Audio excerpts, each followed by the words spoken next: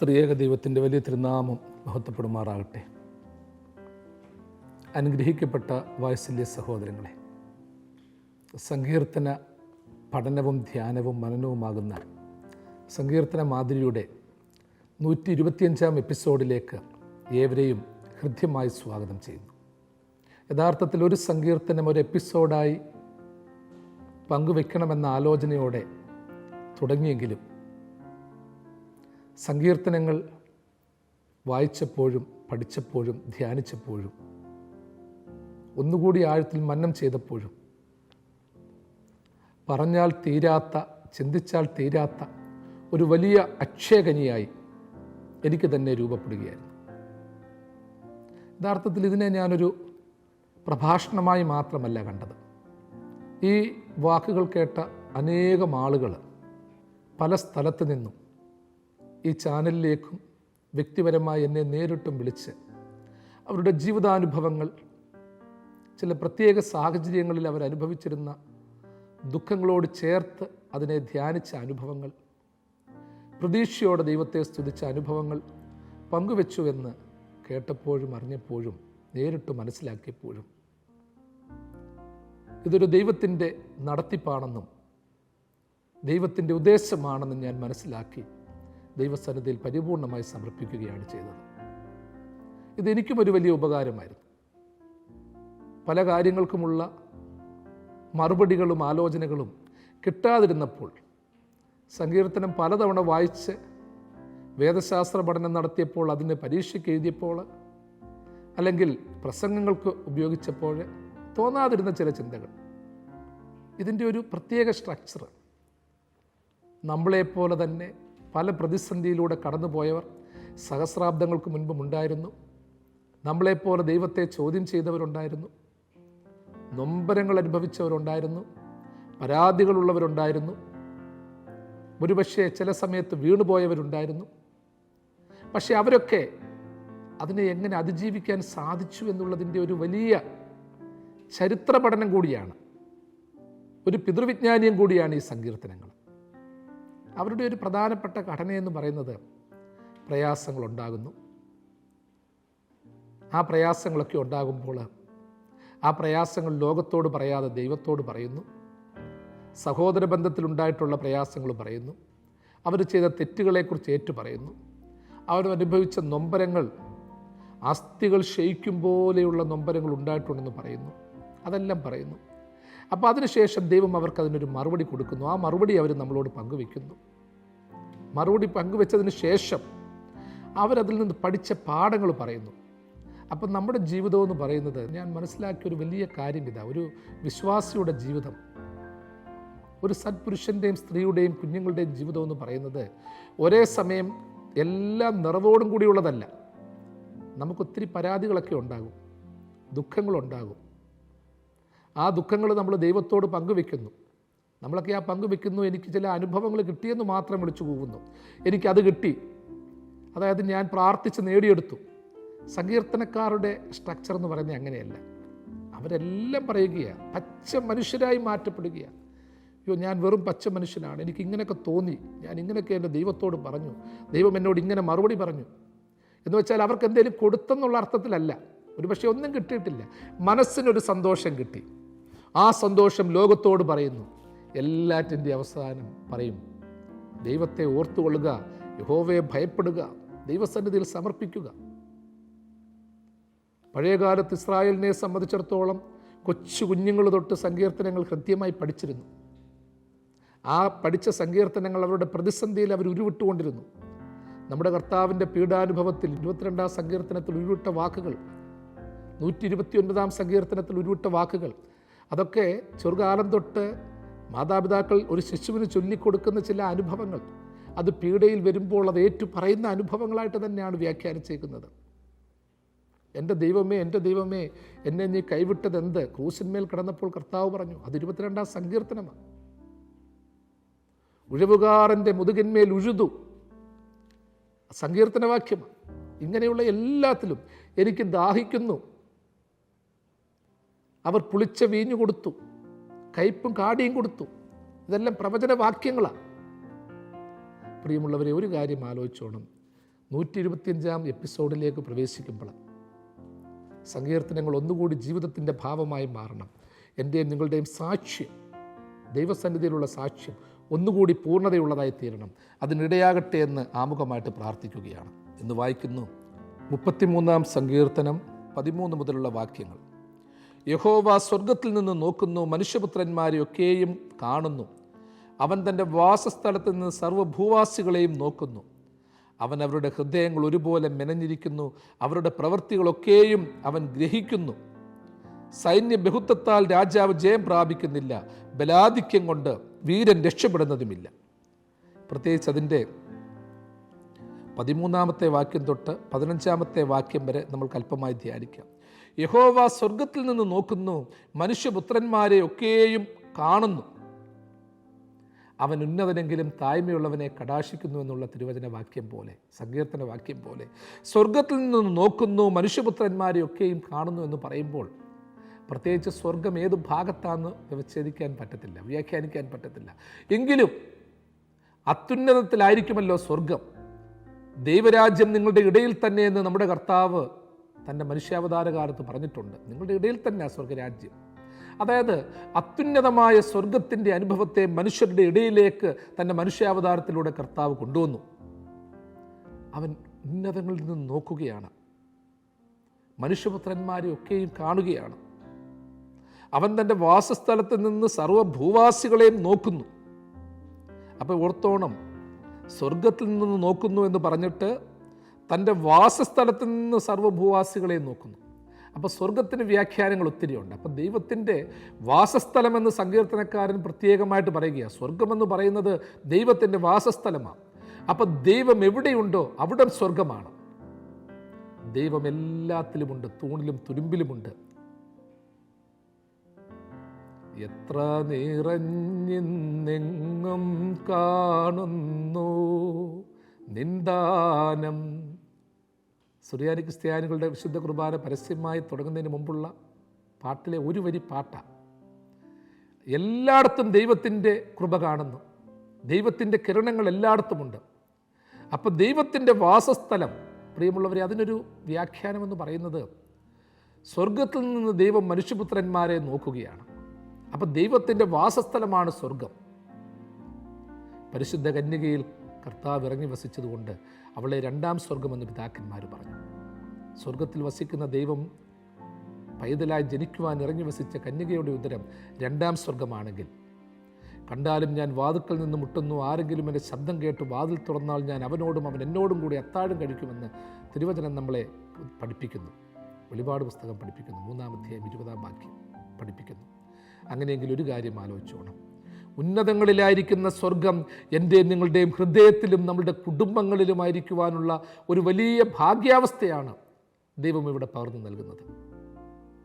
എൻ്റെയും നിങ്ങളുടെയും കുടുംബത്തിലിരുന്നു കൊണ്ട് അവൻ നമ്മളെ നോക്കുന്ന അവസ്ഥയുണ്ടാകണം. ദൈവം അങ്ങ് മേളിലിരിക്കുകയാണ്, പർവ്വതത്തിലിരിക്കുകയാണ്. യഹൂദനൊരു വിശ്വാസമുണ്ടായിരുന്നു, പഴയ കാലത്തൊരു വിശ്വാസമുണ്ടായിരുന്നു. യഹോവ പർവ്വത ദൈവമാണ്, പർവ്വത ദേവനാണ്. അവൻ അങ്ങ് ഉന്നത പർവ്വതത്തിലിരിക്കുന്നു, ഉന്നത കുന്നുകളിലിരിക്കുന്നു. സ്വർഗം പ്രത്യേകമായ സ്ഥാനത്തിലാണ്, ഒളിമ്പിയയിലാണെന്ന് വിശ്വസിച്ച ഗ്രീക്ക് പാരമ്പര്യമുണ്ടായിരുന്നു, ഗ്രീക്ക് ഇതിഹാസമുണ്ടായിരുന്നു. അവിടെ ദേവന്മാരുടെ സ്ഥാനമാണെന്ന് ചിന്തിച്ച ഇതിഹാസ സമയമുണ്ടായിരുന്നു. അതിൽ നിന്ന് വ്യത്യസ്തമായി സ്വർഗത്തിലിരിക്കുകയാണ്. ദൈവത്തിൻ്റെ സ്ഥാനം അത്യുന്നതങ്ങളിലാകട്ടെ. അത്യുന്നതങ്ങളിലായിരിക്കുന്ന ദൈവം നമ്മളുടെ ഹൃദയത്തിലേക്ക് ഇറങ്ങി വരട്ടെ. നമ്മളുടെ ഹൃദയം സ്വർഗമാകണം. ദൈവം ദേവാലയങ്ങളിലേക്ക് കടന്നു വരട്ടെ. അങ്ങനെ ദേവാലയങ്ങൾ സ്വർഗാവസ്ഥ പകർന്നു നൽകട്ടെ. വിദ്യാഭ്യാസ സ്ഥാപനങ്ങളിൽ, ഭരണമേഖലകളിൽ, നമ്മൾ യാത്ര ചെയ്യുന്ന ഇടങ്ങളിൽ, നമ്മളുടെ ചിന്താധാരകളിൽ, എഴുത്തുകളിൽ, സംസാരങ്ങളിൽ, ശൈലികളിൽ, നിരൂപണങ്ങളിലൊക്കെ ദൈവമുണ്ടാകട്ടെ. ദൈവം അവിടെയൊക്കെ വസിക്കട്ടെ. അതുകൊണ്ടാണ് നമ്മൾ പറയുന്നത്, എന്ത് കാര്യം ഉണ്ടെങ്കിലും ദൈവം അതിൽ ആവസിക്കണം. ദൈവത്തിൻ്റെ സ്പർശനം ഉണ്ടാകണം. ദൈവത്തിൻ്റെ ആവാസമുണ്ടാകുന്ന, അധിവാസ സ്ഥാനം ഉണ്ടാകുന്ന സ്ഥലം സ്വർഗമാണെങ്കിൽ കുടുംബം സ്വർഗമാകും, നമ്മുടെ സമൂഹം സ്വർഗമാകും, നമ്മളുടെ എഴുത്തുകൾ സ്വർഗതുല്യമാകും, ആലോചന ദൂതന്മാരുടെ സ്തുതിഗീതങ്ങൾ ഉയരുന്നതാകും. അവിടെ അശുദ്ധി കടന്നു വരത്തില്ല. വിശുദ്ധിയുടെ ഒരു വലിയ നിറവുണ്ടാകും, നന്മയുടെ നിറവുണ്ടാകും. ഏറ്റവും അന്ധകാര നിഴലിൽ പോലും ദൈവം ഇറങ്ങി വസിക്കുകയാണെങ്കിൽ അവിടം പോലും സ്വർഗമായി മാറും.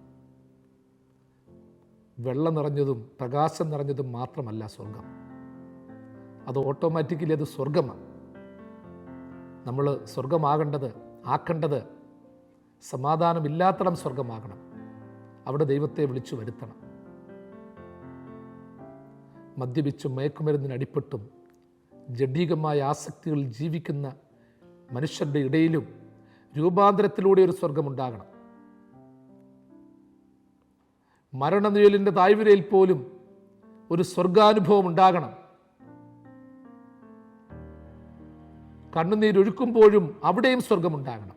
ആ സ്വർഗം ഉണ്ടാകണമെന്നുണ്ടെങ്കിൽ അവിടെയൊക്കെ ദൈവം അധിവസിക്കുവാൻ തക്കവണ്ണം വരണം. നിന്റെ രാജ്യം വരണമേ എന്ന് നമ്മൾ പ്രാർത്ഥിക്കുമ്പോൾ ദൈവത്തിൻ്റെ രാജ്യം എല്ലായിടത്തും വേണം. മരണനിഴലിൻ താഴ്വരയിൽ ശരണമായെനിക്കേശുവുണ്ട്. കാരളലിഞ്ഞെൻ്റെ കൈകൾ പിടിച്ച് വഴി നടത്തിടും അന്ത്യം വരെ. കാരളലിഞ്ഞെൻ്റെ കൈകൾ പിടിച്ച് താങ്ങി നടത്തുമെന്നന്ത്യം വരെ. വിശ്വാസ ജീവിത പടകിൽ ഞാൻ സിയോൻ നഗരിയിൽ പോകുന്നു ഞാൻ. വിശ്വാസനായകനേശുവെ നോക്കി വിശ്രാമദേശത്തു പോകുന്നു ഞാൻ. വിശ്വാസനായകനേശുവെ നോക്കി വിശ്രാമദേശത്തു പോകുന്നു ഞാൻ. അപ്പം ദൈവമെല്ലാം കാണുന്നുണ്ട്, ദൈവമെല്ലാം നോക്കുന്നുണ്ട്, ദൈവമെല്ലാം അറിയുന്നുണ്ടെന്നൊരു ചിന്ത വേണം. അതുകൊണ്ട് ദൈവമൊന്നും കാണുന്നില്ല, എനിക്കെന്തും ചെയ്യാം, ദൈവമില്ല, ദൈവം ഇങ്ങോട്ട് കയറി വരത്തില്ല, ദൈവമൊന്നും എനിക്ക് വേണ്ട, ദൈവം ഇങ്ങോട്ട് വരത്തില്ല, ഞാൻ അവനെ വിളിക്കുന്നില്ല എന്നൊക്കെ പലപ്പോഴും ദൈവത്തിൽ നിന്ന് അകലുന്ന മനുഷ്യർ പറയാറുണ്ട്.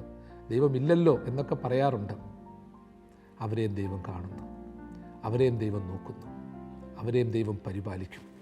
വീണ്ടും നമ്മൾ വായിക്കുന്നു, അവനവരുടെ ഹൃദയങ്ങൾ ഒരുപോലെ മെനഞ്ഞിരിക്കുന്നു, അവരുടെ പ്രവൃത്തികളൊക്കെയും അവൻ ഗ്രഹിക്കുന്നു. എല്ലാവരുടെയും ഹൃദയ നിരൂപണങ്ങൾ മെനയുന്ന ദൈവം, പ്രവൃത്തികളെ ഗ്രഹിക്കുന്ന ഒരു ദൈവം. ഇവിടെ പറയുന്നത് അവനവരുടെ ഹൃദയങ്ങൾ ഒരുപോലെ മെനഞ്ഞിരിക്കുന്നു. ഈ ഹൃദയങ്ങൾ ഒരുപോലെ മെനയുക എന്ന് വെച്ചാൽ നമുക്ക് തന്നെ അറിയാം, ഒരു സൃഷ്ടി, അതായത് രണ്ട് വ്യക്തികൾ, സഹോദരങ്ങൾ തമ്മിൽ പോലും രൂപത്തിൽ വ്യത്യാസമുണ്ട്. അല്ലെങ്കിൽ രണ്ട് ബിൽഡിങ്ങുകൾ നമ്മൾ ഒരുപോലെ പണിയുന്നു, അതിൽ എന്തെങ്കിലുമൊക്കെ വ്യത്യാസം കാണും. ഒരു തരത്തിലുള്ള ചെടികൾ, ഒരു ജനുസിലുള്ള ചെടികൾ ഒരുപോലെ പൂത്തു വരുന്നു, അത് പുറപ്പെടുവിക്കുന്ന പൂക്കളിൽ വ്യത്യാസം കാണും, വലിപ്പത്തിൽ വ്യത്യാസം കാണും, മണത്തിലും അല്പാൽപ്പം വ്യത്യാസം കാണും, എല്ലാത്തിലും വ്യത്യാസം കാണും. ഹൃദയങ്ങൾ ഒരുപോലെ മെനയുന്നു. ദൈവം എല്ലാവരുടെയും ഹൃദയങ്ങൾ ഒരുപോലെ മെനയുകയാണ്. നമ്മൾ ചിലപ്പം പറയും, ചിലരെ കാണുമ്പോൾ പറയും, ദൈവത്തിൻ്റെ നല്ലൊരു സൃഷ്ടിയായത്. ചിലരെ കാണുമ്പോൾ പറയും, ദൈവത്തിൻ്റെ ശപിക്കപ്പെട്ട സൃഷ്ടിയാണ്, ദൈവം എന്തിനാ ഇവനെ സൃഷ്ടിച്ചത്, ഇവളെ സൃഷ്ടിച്ചത് എന്തിനാ? പ്രിയമുള്ളവരെ, ദൈവം എല്ലാവരുടെയും ഹൃദയം ഒരുപോലെ മെനയുകയാണ്. ആർക്കും കൂടുതലോ കുറവോ ഒന്നും കൊടുത്തിട്ടില്ല. ബുദ്ധിയുടെ കാര്യത്തിൽ അവർക്ക് ശാരീരികമായ ചില പ്രശ്നങ്ങൾ ചിലർക്കുണ്ടാകാം, ബൗദ്ധികപരമായ ചില പ്രശ്നങ്ങളുണ്ടാകാം. അത് ജീനിൻ്റെ വ്യത്യസ്തത, ക്രോമസോം വേരിയേഷൻസ്, അതുകൊണ്ടൊക്കെ സംഭവിച്ചെന്നിരിക്കാം. അതല്ലാതെ ദൈവം കൊടുത്ത ബുദ്ധിയും നിരൂപണങ്ങളും ഹൃദയവും ഒക്കെ ഒരുപോലെയാണ്. അത് മനുഷ്യൻ ഉപയോഗിക്കുന്നതിൽ വ്യത്യസ്തതകളുണ്ട്. നിങ്ങൾ കേട്ടിട്ടുണ്ടല്ലോ, ഐൻസ്റ്റീൻ മരിച്ചതിന് ശേഷം ഐൻസ്റ്റീൻ്റെ തലച്ചോറ്, ഐൻസ്റ്റീൻ്റെ ശരീരഭാഗങ്ങൾ പഠനവിധേയമാക്കിയെന്നാണ് പറയുന്നത്. എന്തായിരുന്നു വ്യത്യസ്തത? അത്രമാത്രം ബ്രെയിനുള്ള ഒരു മനുഷ്യൻ ലോകം കണ്ടിട്ടില്ല. അപ്പോൾ അദ്ദേഹത്തിന് എന്തെങ്കിലും വ്യത്യസ്തതകൾ ഉണ്ടായിരുന്നു? പഠനം നടത്തിയവർ പറഞ്ഞത് അങ്ങനെ ഒരു വ്യത്യാസവും കാണാൻ പറ്റിയിട്ടില്ല എന്നാണ്. ഒരു വ്യത്യസ്തതയുമില്ല. പക്ഷേ അസാധാരണക്കാരനായി മാറ്റപ്പെടുകയായിരുന്നു. ബലഹീനൻ ബലമുള്ളവനായി മാറ്റപ്പെടുകയായിരുന്നു. സാധാരണ ബുദ്ധിമാൻ അസാധാരണ ബുദ്ധിമാനായി മാറ്റപ്പെടുകയായിരുന്നു. ഇതൊക്കെയാണ് ലോകത്തിൻ്റെ ഗതി. അവൻ എല്ലാവരുടെയും ഹൃദയങ്ങളെ ഒരുപോലെ മെനഞ്ഞിരിക്കുന്നു. അതെ, ഹൃദയം ദൈവം മെനഞ്ഞതാണ്. ഹൃദയം ദൈവം സ്പർശിച്ചതാണ്. ഹൃദയം ദൈവം നോക്കുന്നതാണ്. എൻ്റെ ഹൃദയം ദൈവം മെനഞ്ഞതാണെങ്കിൽ പ്രിയമുള്ളവരെ, നമ്മളൊക്കെ നമ്മളുടെ ഹൃദയങ്ങൾ മെനഞ്ഞത് ദൈവമാണെന്നുള്ള വലിയ ബോധ്യമുണ്ടാകണം. അതുകൊണ്ട് മനസ്സലിവുണ്ടാകണം, കരുണയുണ്ടാകണം, സ്നേഹവും വാത്സല്യവും ഉണ്ടാകണം. കാരണം നമ്മൾ മെനഞ്ഞ ഹൃദയമല്ല, എൻ്റെ അപ്പനോ അമ്മയോ മെനഞ്ഞ ഹൃദയമല്ല. കാരണം ഇത്രമാത്രം രൂപപ്പെടുത്താനും ഇത്രമാത്രം സ്ട്രക്ചറൽ കംപ്ലീറ്റ്നെസ് വരുത്താനും ചെയ്യുന്ന ശില്പി ദൈവമല്ലാതെ മറ്റാരുമില്ല. അവനെക്കൊണ്ട് മാത്രമേ ഇത് സാധിക്കത്തുള്ളൂ. ദൈവം ഹൃദയം മെനയുന്നുണ്ട്, ദൈവം ഹൃദയം അറിയുന്നുണ്ട്, ദൈവം ഹൃദയം കാണുന്നുണ്ട്. അപ്പോൾ എൻ്റെ ഹൃദയം ദൈവം കാണുന്നു. മെനയുന്നവന് മാത്രമേ പ്രിയമുള്ളവരെ ബലഹീനതകൾ മാറ്റാൻ പറ്റത്തുള്ളൂ. ചില പ്രോഡക്ട്സിൻ്റെ ഉൽപ്പാദകർക്ക് മാത്രമേ അതിൻ്റെ കേട് മാറ്റാൻ പറ്റത്തുള്ളൂ. ചിലപ്പോൾ മറ്റു ചിലർക്ക് പറ്റിയില്ലെന്ന് വരും. ഒരു പരിധിവരെയൊക്കെ റിപ്പയർ ചെയ്ത് വെക്കും. അത് വാഹനമാണെങ്കിലും അല്ലെങ്കിൽ ഒരു ടെലിഫോൺ ആണെങ്കിലും ടി വി ആണെങ്കിലും മൊബൈലാണെങ്കിലും ഓരോ കമ്പനിക്കാരുണ്ട്. ആ കമ്പനിക്കാരുടെ സർവീസിങ് സെൻറ്ററിൽ തന്നെ കൊണ്ടുപോകണം. നമുക്ക് സാധാരണ വാഹനങ്ങളൊക്കെ ഉണ്ട്, നമുക്ക് വേണം എവിടെ കൊടുത്താലും നന്നാക്കി കിട്ടും. പക്ഷേ ടൊയോട്ട വാഹനം ശരിയായ രീതിയിൽ നമ്മൾ തുടർന്നും വിനിയോഗിക്കണമെങ്കിൽ, റീസെയിൽ വാല്യൂ കിട്ടണമെങ്കിൽ അവരുടെ സർവീസിങ് സെൻറ്ററിൽ തന്നെ പോകണം. മാരുതിയുടെ സർവീസിങ് സെൻറ്ററിൽ തന്നെ പോകണം. ചിലപ്പോൾ ചാർജ് ഇച്ചിരി കൂടുതലായിരിക്കും. അതുകൊണ്ട് അവർ പറയും, കൃത്യമായിട്ടത് പറയും, അത് കൃത്യമായ രീതിയിൽ അത് മെയിൻ്റനൻസ് ചെയ്യണം, സർവീസ് ചെയ്യണമെന്ന് പറയും. അപ്പോൾ ഈ ഹൃദയത്തെ മെനഞ്ഞവൻ്റെ അടുക്കലേക്ക് നമ്മളൊന്ന് കടന്നു പോകണം. ഈ മനസ്സിനൊക്കെ ഒരുപാട് ഭാരം വരത്തില്ലയോ? മനസ്സിൽ ഒരുപാട് നിരാശ തോന്നും, ദുഃഖങ്ങൾ തോന്നും, ഹൃദയം പൊട്ടിക്കരയും. ഇതൊന്ന് റിപ്പയർ ചെയ്യണം കേട്ടോ. ഇത് റിപ്പയർ ചെയ്യണമെന്നുണ്ടെങ്കിൽ ദൈവസന്നിധിയിലേക്കൊന്ന് തിരിച്ചു പോകണം. അവൻ്റെ ഇവൻ്റെ അടുക്കൽ പോയിട്ട് കാര്യമില്ല, കാണുന്നവരുടെ അടുക്കൽ പോയിട്ട് കാര്യമില്ല. ടൊയോട്ട വാഹനം എടുത്തിട്ട് ഏതെങ്കിലും ഒരു ചാത്തൻ സർവീസിങ് സെൻറ്ററിൽ പോയി സർവീസ് ചെയ്തിട്ട് അവസാനം ഒന്നിനും കൊള്ളാത്തതാക്കുന്നത് പോലെ ആയിത്തീരും. പലരുടെയും ഒരു പ്രശ്നമാണ്. ബെൻസ് എടുത്തെന്നിരിക്കും, അല്ലെങ്കിൽ ഹൈബ്രിഡ് വാഹനങ്ങൾ എടുത്തെന്നിരിക്കും. പക്ഷേ ഇതൊക്കെ നന്നാക്കാൻ കാണുന്നിടത്ത് കൊണ്ടുപോകും. അതുപോലെ വാഹനത്തിന് ഏറ്റ വാഹനത്തിനുള്ള പ്രശ്നങ്ങൾ നന്നാക്കാൻ നല്ല സർവീസിങ് സെൻറ്ററിൽ നമ്മൾ പോകുമ്പോൾ അത് ശരിയായ രീതിയിൽ മെയിൻറ്റെയിൻ ചെയ്തു പോകും. നല്ല റീസെയിൽ വാല്യൂ കിട്ടും, നല്ലപോലെ പോകും. അല്ലെങ്കിൽ ഒരു 7-8 തവണ കഴിയുമ്പോഴത്തേക്ക് അവസാനം നമുക്ക് പാട്ട വിലയ്ക്ക് കൊടുക്കാം. ബെൻസാന്ന് പറഞ്ഞിട്ട് കാര്യമില്ല. നമ്മൾ സെക്കൻഡ് ഹാൻഡായി 15 ലക്ഷത്തിന് വാങ്ങിച്ചു, അവസാനം 2-നും 3-നും കൊടുക്കേണ്ട അവസ്ഥ വരും. ആയതുപോലെ ഹൃദയത്തെ ഒന്ന് മെയിൻറ്റെയിൻ ചെയ്യണമെന്നുണ്ടെങ്കിൽ ഹൃദയം നിറഞ്ഞ ദൈവത്തിൻ്റെ അടുക്കൽ പോകണം. അസുഖങ്ങൾ വരുമ്പോൾ ഡോക്ടർമാരെ കാണും ഭൗതികമായിട്ട്. ഹാർട്ടിന് പ്രോബ്ലം വരുമ്പോൾ അത് കാർഡിയോളജിസ്റ്റിനെ തന്നെ കാണിക്കും. അത് ചിലപ്പോൾ ഫിസിഷ്യനെ കാണിച്ചിട്ട് കാര്യമില്ല, എന്തേലും മരുന്ന് കഴിച്ചിട്ട് കാര്യമില്ല. കാർഡിയോളജിസ്റ്റ് തന്നെ അത് കാണണം. അങ്ങനെയുള്ള നെഫ്രോളജിസ്റ്റിനെ കാണണം. അത് നമുക്കറിയാം. എന്നാൽ അതിനേക്കാളൊക്കെ ഉപരി ജീവൻ തന്ന ദൈവത്തിലേക്ക് തിരിച്ചു പോകാൻ, ദൈവത്തോട് ആലോചന ചോദിക്കാൻ നമ്മളിൽ എത്ര പേരിന്ന് തയ്യാറായിട്ടുണ്ട്? എത്ര പേരതിൻ്റെ പിന്നാലെ പോകുന്നുണ്ട്? നമുക്ക് സമയമില്ല പ്രിയമുള്ളവരെ. യഥാർത്ഥത്തിൽ ഹൃദയം മെനഞ്ഞ ദൈവത്തിൻ്റെ അടുക്കിലേക്ക് പോകുമ്പോഴാണ് പൂർണ്ണമായ വേദന മാറുന്നത്. നിങ്ങളുടെ ഹൃദയവേദന മാറ്റാൻ കാർഡിയോളജിസ്റ്റിന് പറ്റത്തില്ല. മനോവേദനയും ടെൻഷനും മാറ്റാൻ ഫിസിഷ്യന് പറ്റത്തില്ല. നിങ്ങളുടെ നഷ്ടപ്പെട്ടു പോയ ആന്തരിക കാഴ്ചയെ നേടിയെടുക്കാൻ ഒഫ്താൽമോളജിസ്റ്റിന് പറ്റത്തില്ല. മനോശക്തി വീണ്ടെടുക്കാൻ പ്രത്യേകിച്ച് അസ്ഥിരോഗ വിദഗ്ധന് പറ്റത്തില്ല. ഓർത്തോ ഡോക്ടർക്ക് അതൊന്നും പറ്റത്തില്ല. ഭൗതികമായിട്ട് വന്ന ചില പ്രശ്നങ്ങൾ മാറ്റാനേ അവരെ കൊണ്ട് പറ്റത്തുള്ളൂ. അതുകൊണ്ട് ദൈവസന്നിധിയിലേക്ക് തിരിയാം. എൻ്റെ ഹൃദയങ്ങളെയും അന്തരീന്ദ്രിയങ്ങളെയും അറിയുന്ന ഒരു വലിയ ദൈവമേ, നീ തന്നെ എന്നെ സ്പർശിക്കണം, നീ തന്നെ ഒന്ന് മെനയണം. നീ മെനഞ്ഞ എൻ്റെ ഹൃദയത്തിന് എൻ്റെ പ്രവൃത്തികൾ കൊണ്ട് ജീവിതശൈലികൾ കൊണ്ട് വന്നു പോയിട്ടുള്ള ബലഹീനതകൾ നിൻ്റെ ഔഷധത്താൽ തന്നെ തരണം. ആ ഗിലെയാദിലെ ഔഷധ തൈലത്താൽ തലോടണം.